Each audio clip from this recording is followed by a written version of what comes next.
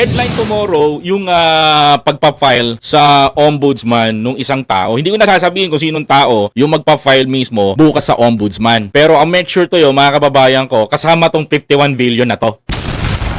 Plunder cases ito, mga kababayan. Ha? Tuloy. Dahil makikita po ito sa 40 na barangays from poblasyon or yung main district plus the 14 other barangays in the Talomo district, which is the border to the west of Davao City. Okay. So, hindi talaga maitatago, mga kababayan ko, itong 51 billion pesos na pondo. Ngayon, ang tanong dito, mga kababayan, here is the biggest question. Nasaan ang 51 billion na hinahanap ng taong bayan? Nasaan yung questionableng pera na ito, mga kababayan ko? Tuloy. So, 54 barangays in total po ang inawarda ng 51 billion na yan dahil yun naman po ang sinabi doon mismo ng DPWH. Teka lang, nagtataka ako. Saan nga ba napunta tong 51 billion project na to? Kasi sa 1 billion pa lang, mga kababayan ko, marami ka na magagawa eh.